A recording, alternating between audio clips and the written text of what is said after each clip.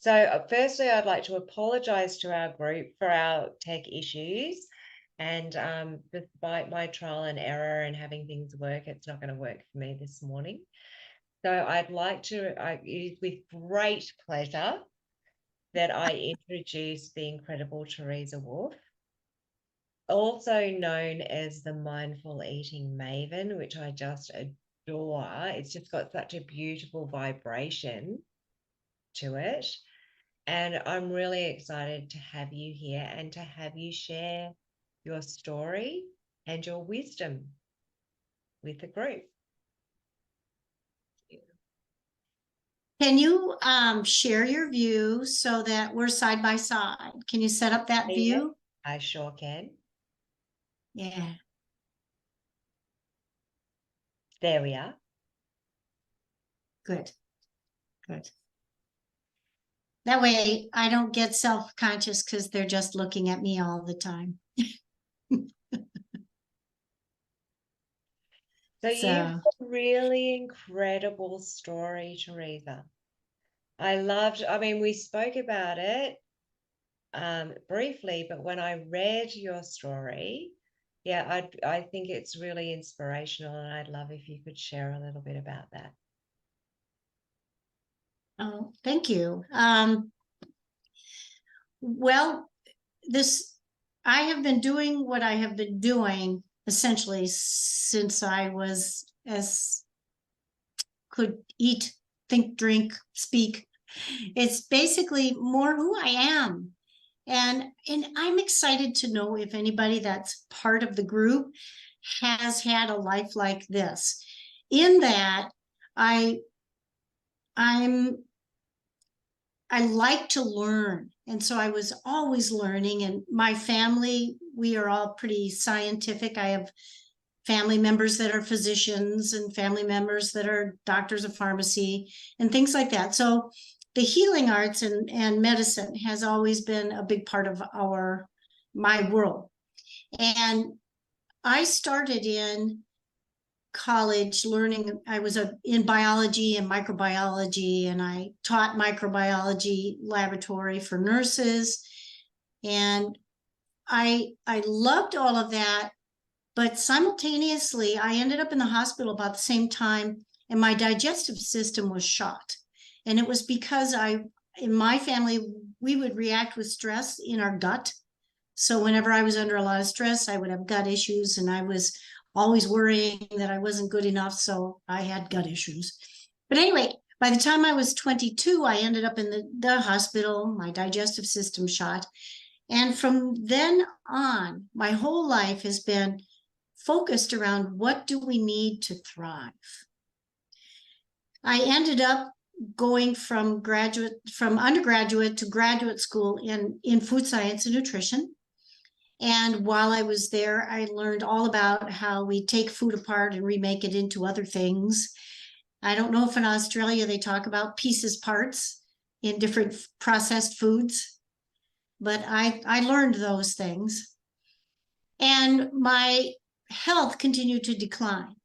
And so I decided to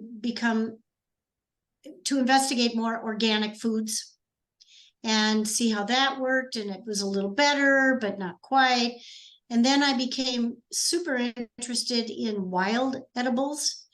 I seem to be very sensitive to energies. And so even though I didn't know what was going on, I could kind of sense the energy of things.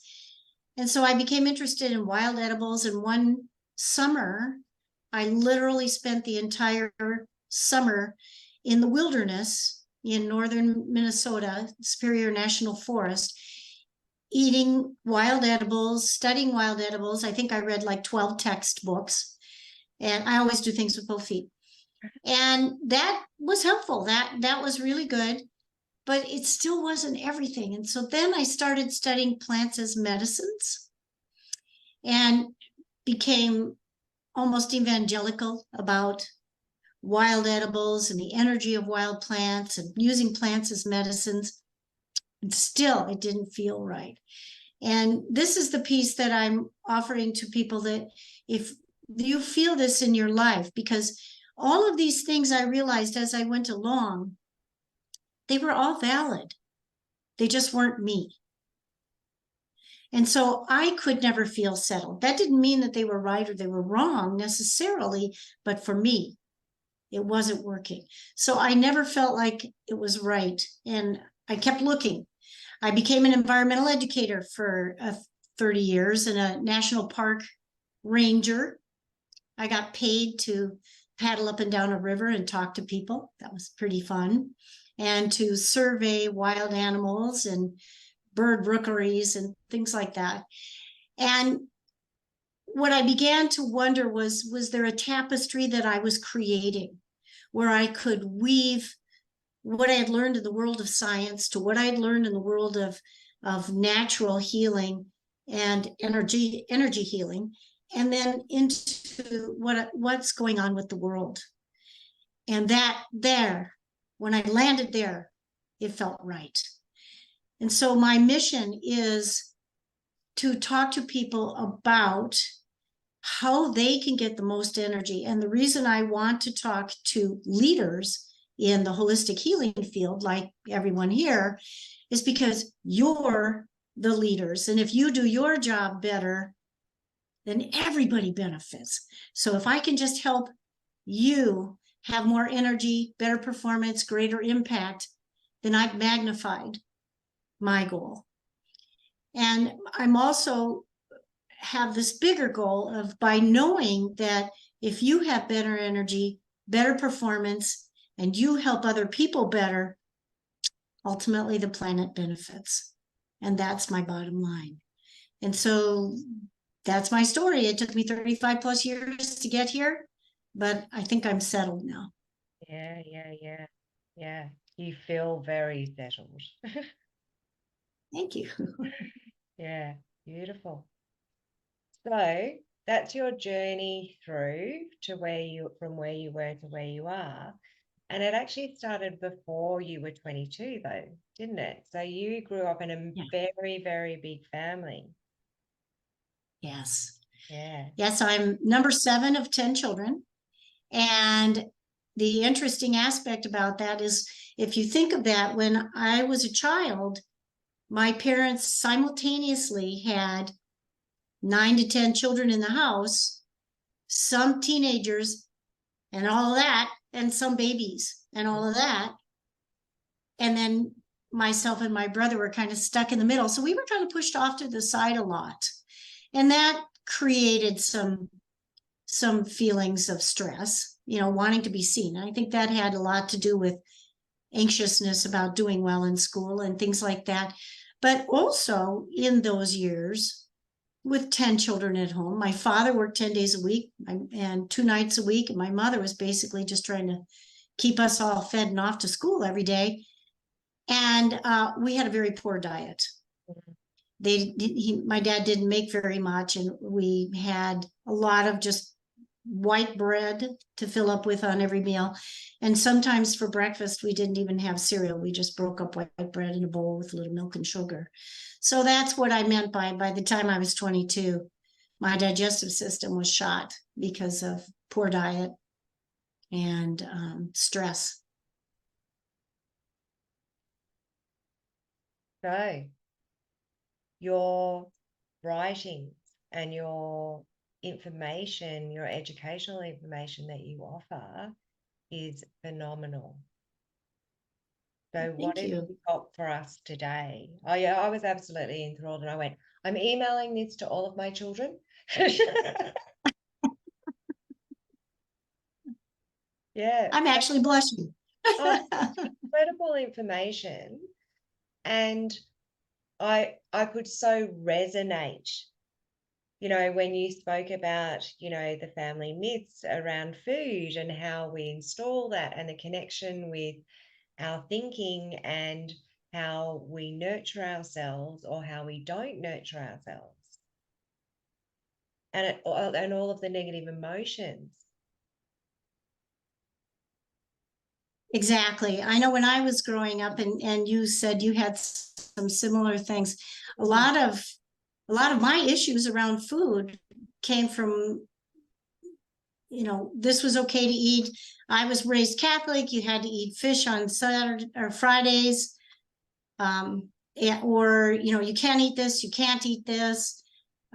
My family, even though I had a sister who was a Harvard educated cardiologist, at that time, they still didn't get the connection between nutrition and heart health. And when I was starting to promote the importance of eating organic foods and things like that, she told me I was dumb, that wasn't important at all.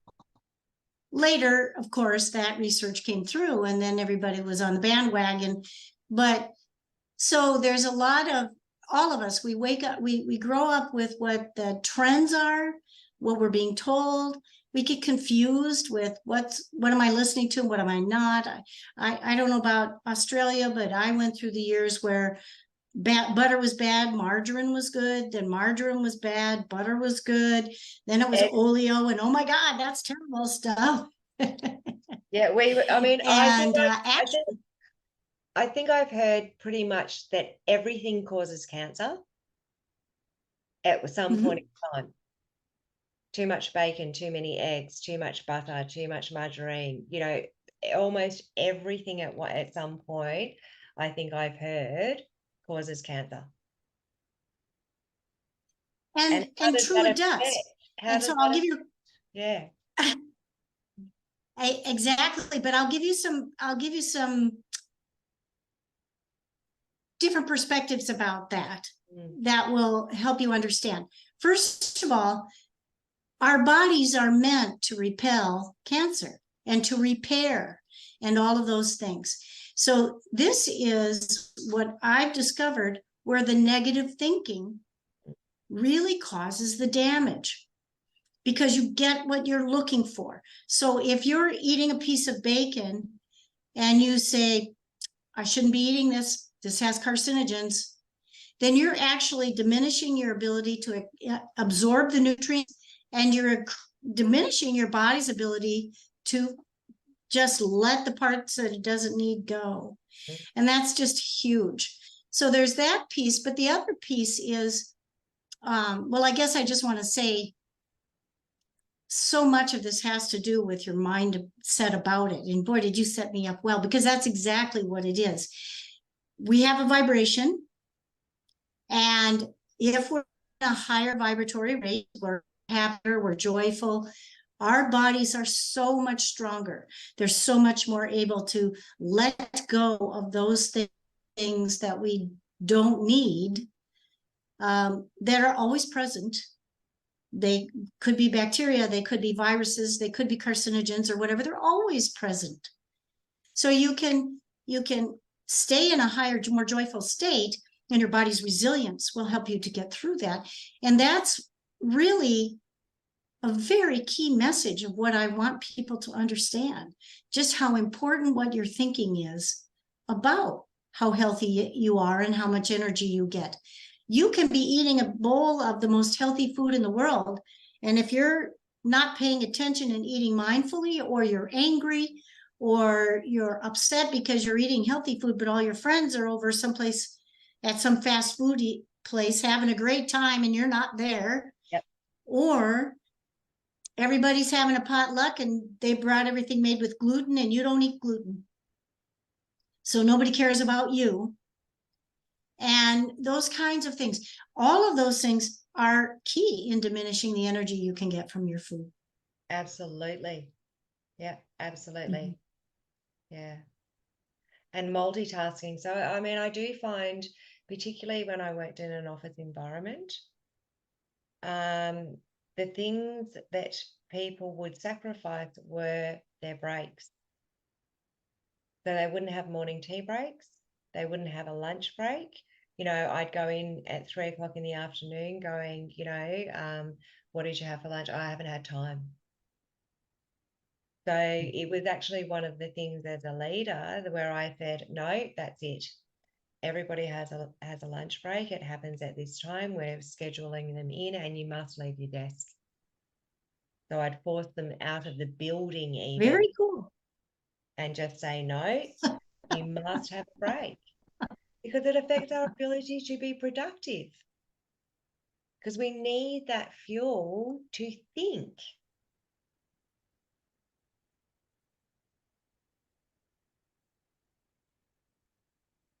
It's true. Not only do you need the fuel to think, but taking that break, and especially that's so awesome that you had them leave the building. Taking the break, removing yourself from the moment allows your body to process all the things you've been working on all day. And if there's a particular problem or whatever, it gives that moment for an insight to come in. If you stay buried in the problem, you're not going to find the solution. We also had a walking group once a week, and it was optional. So if people were free during the time, they could come. And the condition was you were not allowed to talk about anything to do with work. And people felt so energized by it because they discovered things about each other that they wouldn't have discovered otherwise because they weren't allowed to talk about work. They go, I didn't know that you'd been to Egypt. And, so, they'd come back really energized and feeling a lot more connected. Oh, so you were the boss? Yes. Yeah. Yeah. You're ahead of your time. Yes, it wasn't easy to advocate for their things. We had a quiet room with a docking station where they could listen to whatever music they wanted to listen to, and it was soundproof as well. So, yeah, I mean, I just think if we don't care for ourselves, then how can we be the best versions of ourselves? That is so wise. That is just so wise. And I'm 100% on board. I love how you advocated for the employees. I'm sure that you had good loyalty because that's huge. And my perspective on that is it's totally aligned. I'm just asking people to be more aware of what they're eating and to honor their food.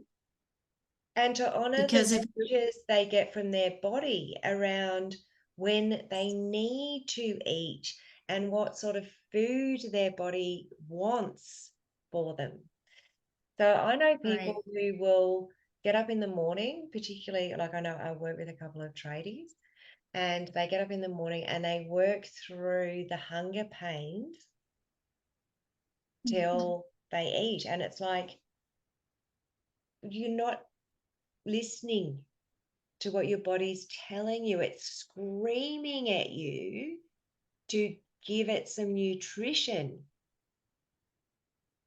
So what do you think is the cause of that, the kind of thinking?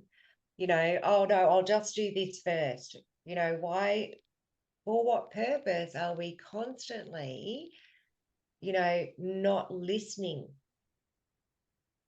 to ourselves? As much as I try to talk about people being mindful about these things, we teach what we want to know.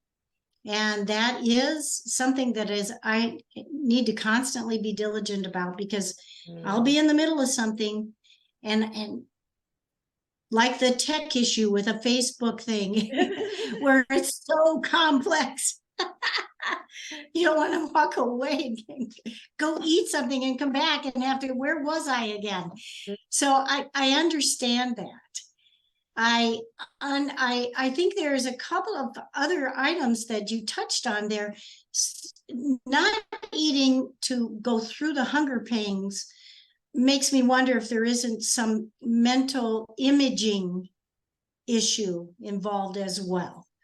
What is it that if they could work through the hunger pangs, maybe lose weight? Is it, are there other issues that are involved in that, which then gets into, when you're mindfully eating, you're changing that dialogue in your head where you're policing against the negativity, but you're also introducing, reinforcing, and diligently applying positivity. So the hunger pang, if you want the body result that you think eating through the hunger pains, then there's a goal setting and a body imaging thing and all of these kinds of, I don't want to say goal setting. Goal setting isn't what I want to say. It's I think, having a vision. yeah, and I think almost it's almost around um pushing through, and it's that almost proving something about their resilience, about being able to push through that. And it Yes. becomes a bit of a benchmark in their day. Okay, Yeah. so now I've completed the first part and I can eat now, that's all really painful, and now I can cruise through the afternoon. Like yeah, it's pretty, No, I totally get that. quite deep, isn't it? And it's not It actually, is. But you can use some mental reframing about that and just say, okay, I'm not going to eat breakfast until I'm done with this. What if it's easy? yeah, What if it happens really fast? yeah. What if, if you, I don't necessarily see, I see value in being able to have a discourse with your body Mm, and set goals, mm. but you just don't have to be harsh about it. I think you can still have these things and still honor your body. And and if it tells you that you have resilience and all of that, that's good, but as long as it's not at a cost. That's right. Does that make Yes, sense? 100%. Yes. And it is really interesting that it is almost set as a goal without them recognizing that it's a goal they're achieving, and it is stuck in the mind. It's a decision that's been, Mm-hmm. Yes. Yes. they've made the Yeah. decision and they're just following the instructions from their conscious mind. One of the things about being mindful about your life and what you're doing is you also have to do a lot of self-reflection, which I'm sure you're well aware of. Yes. In fact, I know you're well aware of it. Well, that's why I love getting together with people like you, Teresa, because that's part of it too, isn't it? Like being able Yes. to have really open conversations about things that matter to us without having any attachment to Mhm. how the conversation's going to evolve, but just having that level of curiosity around, well, what do you think about this? Oh, right. Yes, that's a different angle. I haven't looked at it from that angle. And there's such beauty in that. And that's the curiosity around learning too, isn't it? Yes. Yeah. Yes. And along with that, when I speak of mindful eating, I'm not saying you have to always notice every bit of everything. It would be lovely, but it's not realistic. Mm, But another aspect of mindful eating is to just simply say, oops, I ate this whole ice cream cone and never noticed a bite. Now I'm done. Okay, so it is. mm, If just keep the mental berating out of it. mm. And notice just every once in a while you're working so hard you don't realize it until you're hangry, and then you go and eat everything that's in the refrigerator that you Good can for eat. you. It's not raw. I suppose raw is good too, but you know what I mean. Um, that happens. Yeah. It's when it happens all the time that it's worth reflecting upon if it's Yes. detrimental to. Yes. And I do think that I would challenge, you know, everybody in the group to eat a meal mindfully at least once in the next week. And it doesn't have to be a Excellent. big meal. It can be morning tea. It can be anything. It can be eating a piece of fruit. But to do it mindfully, to really, because that's how you notice the difference. So look at I'll look at the bit of fruit, open it up and look at the magic in the construction of the way it's grown, the Yeah. colors, the texture, the juiciness, the whatever. and really have an appreciation for that incredible gift that is food. So here's where my experience as a food scientist comes in. Digestion starts as soon as you see it, hear it, smell it, pretty much even think of it. So It does too. particularly, It does too. yeah, You start salivating before you, right. yes, Yes. I'm not kidding. I'm telling you the truth. Yes. And what I'd like to suggest, if any of you out there have digestive issues, here is a very easy way to start. I'll give you a couple of tips. Aside from the mind, how your mental conversation about it, which she's going to put a little booklet, ebook link for a free ebook that I've got that discusses that in the chat. But here's a couple of things that will right away help you digest your food better and get more nutrition from what you eat. First off, know that as soon as you start thinking, smelling, seeing those, like she says, you start salivating, the aromas as they come back into your olfactory nerves and stuff, that's a trigger for your digestive juices to start flowing. So those things are important. Here's another cute little thing. I'm not going to do it for you, but you can go and look in a mirror and stick your tongue way out, as far out as you can. And you'll notice on the back of your tongue are some great big taste buds. They're bigger than all the other taste buds. Are you familiar with this, Genevieve? Yeah. These big taste buds? Yeah. Okay. And they pick up the flavor bitter. So bitter as in the orange, the white part of the orange, or bitter as in arugula lettuce or dandelion greens or things like that. I'm not sure what all you have over there. But when your tongue tastes that, and it doesn't need much, it sends a hormonal message to the hypothalamus of the brain, which then turns around and says a hormonal message to your digestive tract and says food's coming. And that's why we have the habit in many places of a digestive bitter, a little digestif before eating, and salads with bitter greens in them and things like that. So those are all to prep you to digest your food better. But more important than any of that is how much you chew your food.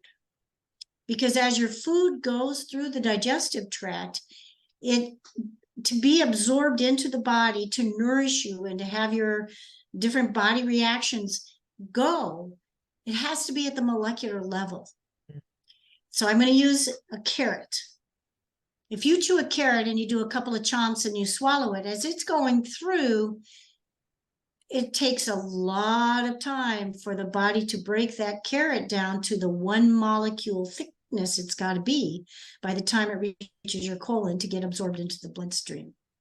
So a lot of that nutrition is just going right through, or worse, it's getting caught in the little convolutions of the colon, causing issues later down the line. So one of the things I ask people, and nobody can respond right now because it's not live, but have you ever been told how many times you should chew your food? Were you ever told that? No, I was told to chew. I was told to chew, but it was just, don't swallow it whole, so chewing was important, but never how much we should chew.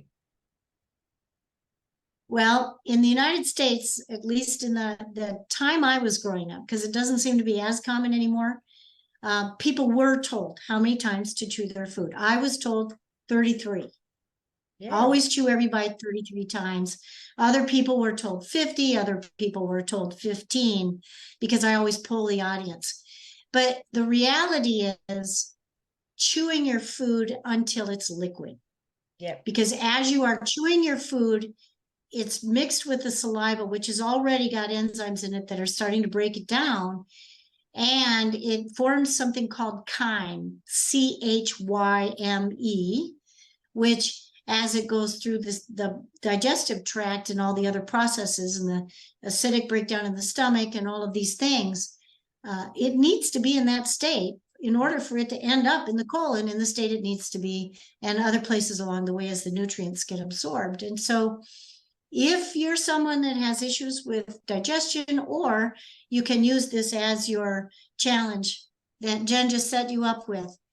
Pay attention to how long you chew your food before you swallow. And right away, you'll start getting more nutrition out of that food. I guarantee it. And for any of you that are parents that are watching this, here is an absolutely incredible opportunity to set your kids up with incredible immune systems simply by having them chew their food. I totally agree with that. That and having a lighthearted meal so that not, reducing as much stress during the eating. Yeah. So. What incredible tips. I actually really just want to go and eat now for the experience of it, just to Yes. the experience of, taking in food in a really mindful way. And I do well, I love experimenting with food. I like cooking with doing raw food desserts. And I mean, I don't even have a sweet tooth, but I love making food. I love, experimenting with food. It's one of my very favorite things to do. And pickling and making jams and making, all of our own condiments. And I love doing that. Well, it is my career. Mindfulness with food. Yeah, it's my career to do that, and it's also the who I am. I am a foodie in more ways than once. Yeah. And the other thing I'd like to tell people is I'm rather slender, and I'm not boasting about that. But what I want people to understand is I don't watch my weight per se. I love my food. I'd like to offer that. I totally understand that. So when I stop. So how do you interpret it? So for me, I don't follow a routine of eating. I've learned to listen to my body. So it's very different. I don't eat at this time. I don't have a certain number of meals a day. I might wake up one day and go, actually, I don't want anything to eat today. And I'll just go, okay, I'm going to do a fast day and I'll drink my fasting stuff. And, but I listen to my body. I don't have it scheduled. I get up at different times of the morning or night. It's the evening. It's coming into evening where you are. The sun's just come up here, because I listen to my body and my body responds to me. So if I need to do something, I have the energy available to me because we're working in partnership. Nutrition is so integral to our immune system. If all of our cells are holographic representations of each other, then if our mind, our emotions are stored in there, then our thinking is stored in there. So if we're having happier thoughts, we're living more mindfully, we're in the present, all of that creates a far more robust molecular cellular health for our overall health. And that is the vibration that we need to be in to fulfill our purpose, whatever that may be. 100%. I totally agree. Simple, isn't it? Okay, anybody watching this, we're just speaking to each other as the choir, just letting you know.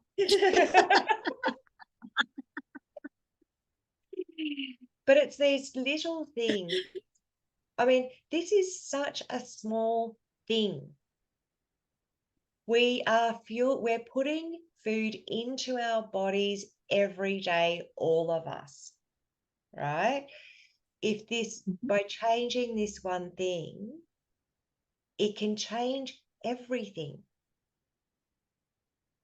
I'm too tired. time. All of that stuff can go, because really Well, the only resource we have is energy. yes, but there's a little bit more to it. For instance, Jen, in my personal experience, I grew up with scarcity. So I have emotional issues that go with my eating.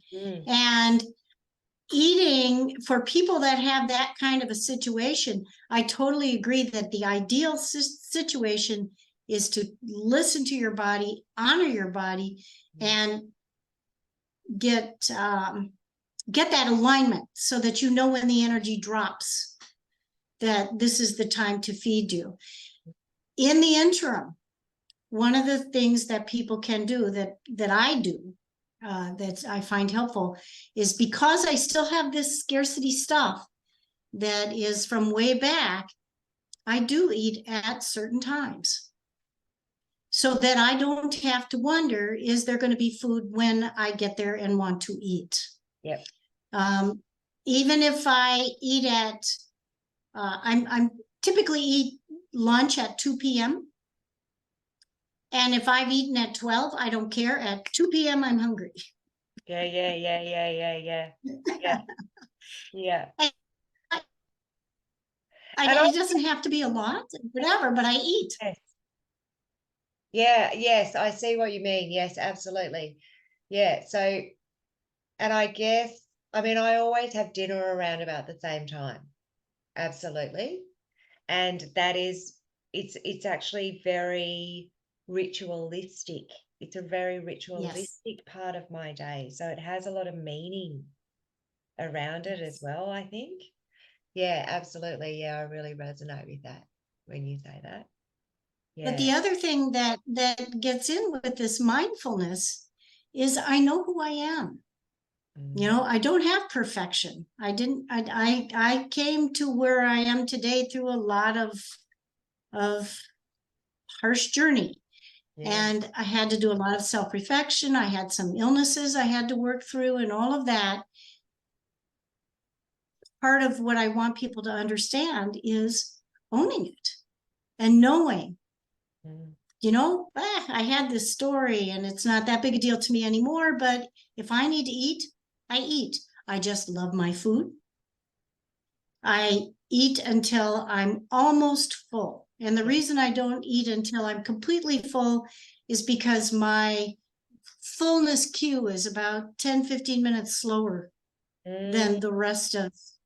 So I usually stop when I'm almost full, give myself a couple of minutes, and then I'll be full enough. Yeah. But that all comes with knowing your body and starting to eat mindfully so that you can learn those things. Right. And so that's the starting point, isn't it? When you think of it, to implement it. Every opportunity you have where it pops into your mind to do it, and then it becomes the way that you eat rather than something that you do. It's just the way that you are. Exactly. And it's so important what you're talking about. Eating when your body is asking you to eat that, because there's a certain self-care and self-love that speaks of, that eventually settles in with your psyche. Absolutely, because it's the inner child, which it controls the body, that's going, I'm hungry. And if we go, oh, just back in your box, or not now, or that's like we're doing it to our children. Go away, Right. I'm too busy for you. So when we do start being responsive, then, and I mean, even if it's just give me 5 minutes and speaking more gently to the child, then we're still working, we're negotiating and we're compromising and we're operating in partnership. Yeah. So I don't know if you're, and I'm totally agreeing with you. When I don't come back with something, you can just assume that I'm 100% agreeing. But there are different kinds of eating styles. There's the binge eater, the grazers, there's the Yes. whatever kinds. And if anybody in the group, I have a little assessment. I'm not a psychologist, but I do have this little assessment that will give you kind of an idea of what kind of an eating style you have. That if you just want to send me an email or let Jen know or something, I will send you a link for it. Yeah. But the importance of knowing that is, for instance, people that are binge eaters. There's, those that say, for instance, sit in front of a television and they just eat and they don't realize that Yeah, they're eating. biscuits. Yeah. And one of the reasons behind that is they tend to be very active people and they like to sit and unwind, but they still need something to do with their hands. And so a lot, taking up knitting, doing some craft, doing something with your hands, or if you're a nervous person, something with your hands it doesn't have to be food. 100%. Will help you with that. I mean, even drawing, coloring in, journaling, Yes. anything. Yes. Yeah. I love knitting. Well, journaling. It's really Yeah, good. knitting. Yeah. The only reason I didn't suggest journaling, which is excellent because that helps to give you that internal stuff, is the example I used was being in front of the TV. Yes, yeah, totally. And I couldn't do that. No, I couldn't do that either. But knitting's such a good one. Actually, all of my children know how to knit, and I left them all being looked after by the eldest one day, and I came home, and it was total dead silence in the house. And I was going, where are they? And they're all down on the couch sitting there knitting, all four of them together, just silently knitting together. Oh, that's wonderful. Yeah, it warmed my little heart. It was beautiful. But yeah, I mean, that's a mindful in itself, isn't it? It's an action. There needs to be, you can go into a trance as you do it, but there's still, this expanded awareness of what you're doing with your hand. I think it's fabulous because when you're doing something artistic like that, you're using a different part of the brain. And it's like giving one part a rest while you're exercising another one. Yeah. Yeah. And it does give you different chemicals that are being produced in the body. Yeah, which is really important. So the thing is, also with the link for the ebook, that will take members to your website. Yeah. No, actually, it'll do just what it did for you. Oh, okay. Well, it does. It takes to a little page. You put in your address, and then I send you an email with the link. Yes. And I can but I need some other way of knowing that they want that little eating style, because that's a spur of the moment. Can they contact you via that link? Is there something on the web page where they can actually contact and message you directly? No, but they can email me back when they get the email. Excellent. With the link, and they can just reply to that email, and that comes directly to me. Yes. Fantastic. Excellent. So if after they download the ebook and they receive the ebook by email, they can respond to you to get the self-assessment around their eating type. If they want it, yes. Excellent. Yes. And if you wouldn't mind just telling them your reaction to the ebook so that they don't jump in before they know what they want. Oh, look, and when I first got the ebook, I do have to say I thought it would be more instructive. That was just my pre-assumption. When I actually got it, it's the way that it is structured, it's so beautifully structured, and it actually took me on a bit of a journey of relatability around my own experience with food. And it really allowed me to go, like, I just kept on having these aha moments of going, oh, right. Oh, yes, no, that makes total sense. Oh, yes, I can see how that's played out for myself. But it was very succinct, very direct for me. And it just made complete sense. And I mean, really, and we've had this conversation too, Teresa. This is the stuff that should be taught in schools. This is the stuff that it is so important, not only for our children, but we're educated through the parent associations and the newsletters and things like that. Imagine if this was coming out to people who had children in primary school. And if kids were coming home from school going, actually, this is what I want, this is what I want it to look like, this is the stuff I like. And really empowering people around that much earlier on. So everybody needs to read the ebook. Everybody download the ebook. I also found that when I was asking people in the preparation of it about their thoughts about eating and what would trigger their negative responses in their head, shame. Shame was huge, especially around the holidays. Absolutely. And yeah. And I saw that in my And so mother. Like as soon as you mentioned that, like I just had this vision of my mother. And because I can see how she had that experience.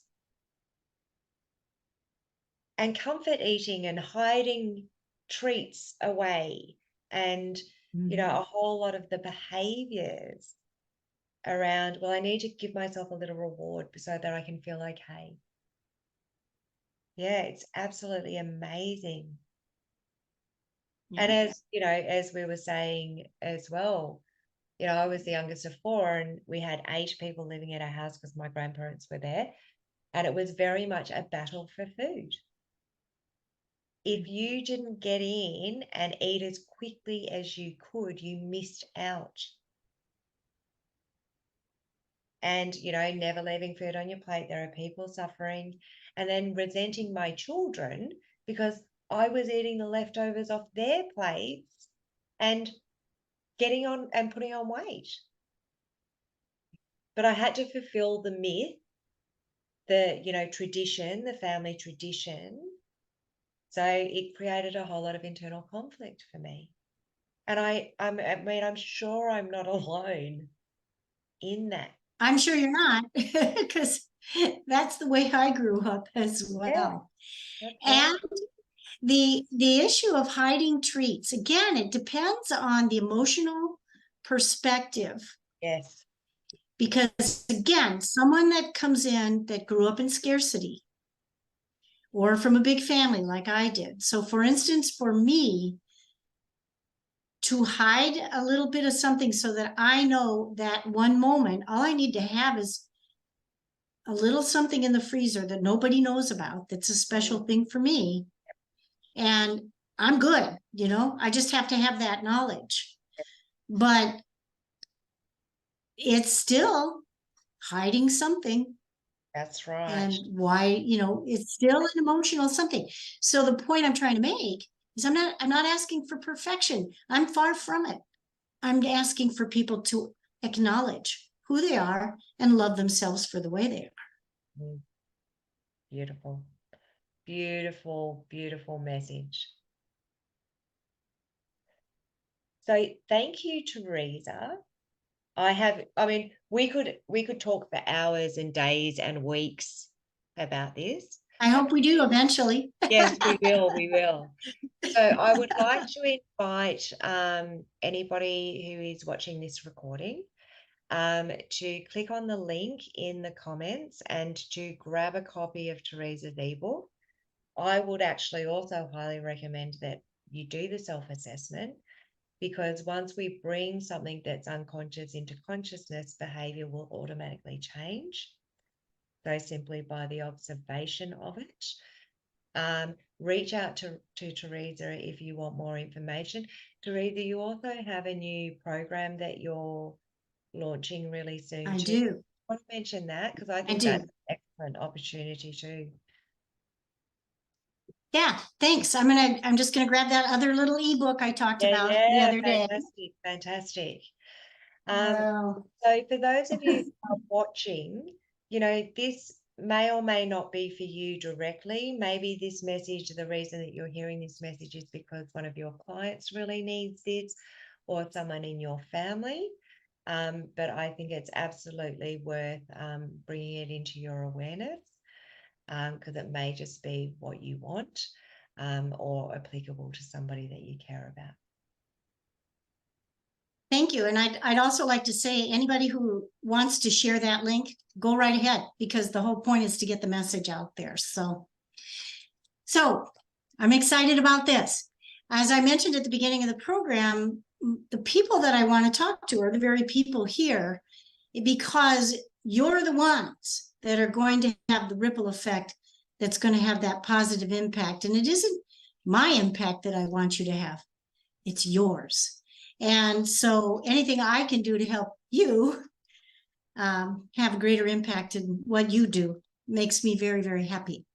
So I have another ebook that's called Mindful, boy, is it backwards? Should be Mindful Eating for Leaders. Yeah, it's beautiful. Okay, let's see if I can put it. Mindful Eating for Leaders, using food to elevate your performance. And the point of this, it will be coming out, because it's kind of the freebie that if you sign up for that, then I tell you about the course that comes beyond that. And that course is called the Mindful Leaders Nutrition Blueprint. And it's a 8 module course, but it's a 6-step process where I go through from the very, very basics, like just set an intention of where you want to be with your diet and your relationship with food, to how does that fit in with your lifestyle. I mentioned that there are different types of eaters, and you are who you are. So one of my biggest issues of wanting to have this information put forward is because there isn't a cookie cutter way for people to deal with diet. And I don't want the negative conversation that goes on in people's heads when they can't have the diet that so-and-so professional said they should have. You may not even have that food in your side of the world. And so that's the way I feel it will impact the globe, where people will eat in a way that serves them, with a food that serves them. So there's less food waste, there's less pollution, there's all kinds of beneficial implications globally and planetarily. So this bigger course is a blueprint. Then we start with setting an intention for what you want, going into what's your lifestyle. So we acknowledge who you are. How can you eat the best with being who you are, working with your clients, having fun with your family, or whatever. And then the next one is to go within. We spend a unit checking within and going for inner guidance and looking for conflicts between what we think we should be doing from what we've been trained or entrained to do, into what our bodies are saying they really want. From that, once you get all that basic information about who you are, and some of it you cannot change, then you make your plan. And then the next module is how to set a mindset for success. And the final module of the blueprint is how to make that into a habit. And what's the science and the research about what has to happen in order for you to actually turn something into something that's just who you are and what you do. And then the last one is some resources if you need more help. But it's an 8-module course. And I'll tell you up front that it's probably going to sell for $297. But if anybody comes in from this program, it's going to be released in early June. And if you would like to be a part of that program, then I'm going to do a beta. Do you know what a beta is? Yeah. Okay. Then I'll do a beta, which means I haven't run it yet, but I know it's good. For $47. Oh, wow. And oh my goodness. Do you have an upper limit of how many people can do it? Well, yes and no. I'm struggling with it because I'm happy to do it for $47, but this is going to call for some serious inner work. And sometimes people aren't willing to go there for just $47. And so it's like, do I or don't I? But I really would like people to take the course. Yeah. So anybody who wants to come in, I will do the $47, but it's on you to take the course and to actually do it if you want to get the transformation that I know you will have. Yeah, yeah. So Do you have that's the course.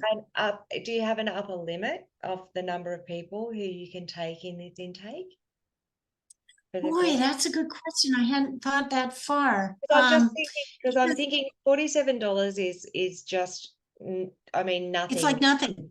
That's Yeah, right. it's really like So, nothing. you It's know, just going to cover my processing fees. yeah. So if you have like 100 people say, Teresa, can I do your course? Is that too many people? Like, do you have an upper You limit? know, you're right. You're right. It is in that I want the one-on-one interaction with this first one so that I understand where people are flowing smoothly and where they need more time and all of that.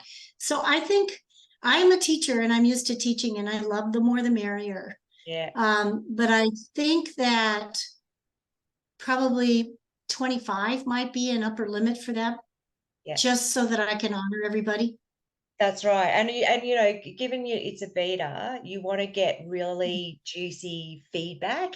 You know, you want to be able Yes. to have those Yes. deeper conversations. Well, do Yeah. you think 25 is too many? I mean, I'm used to teaching, so it's Yeah.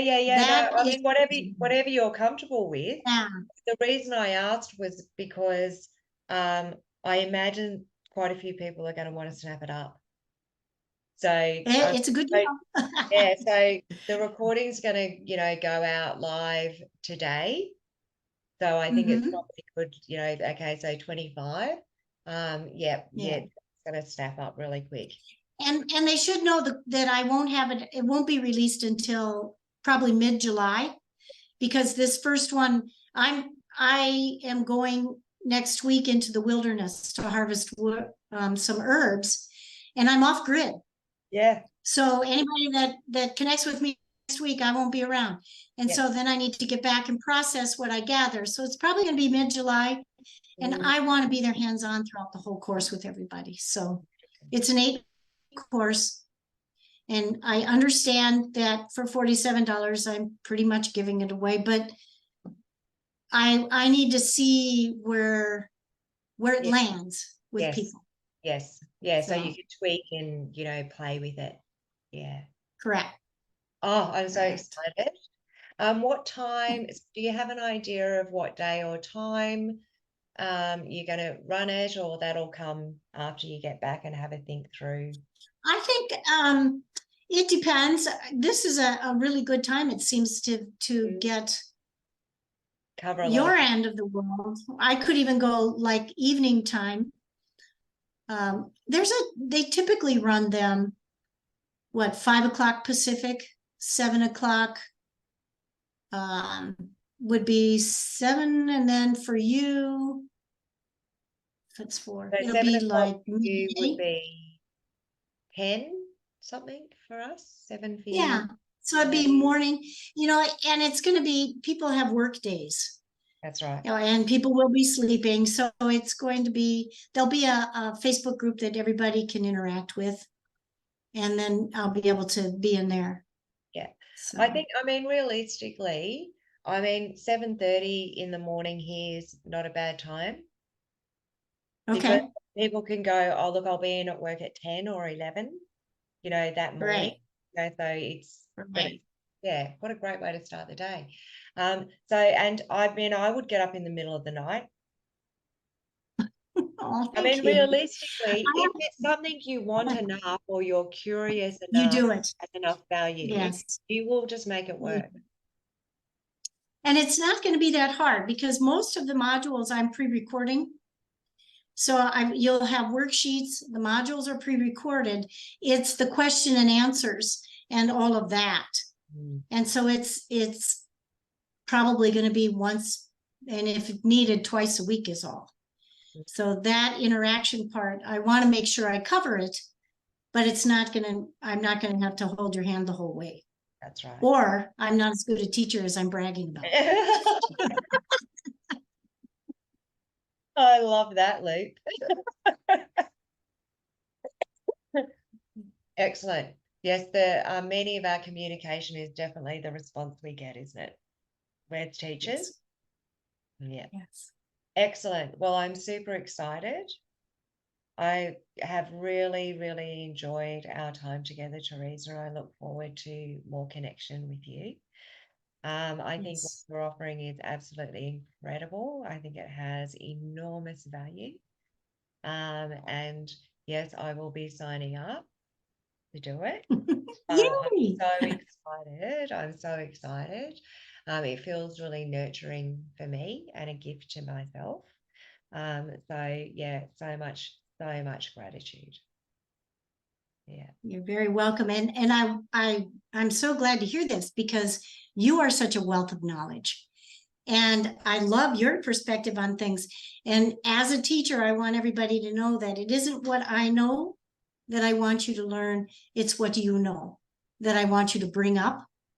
And so I love any sharing that Yeah, you or anybody would offer. absolutely.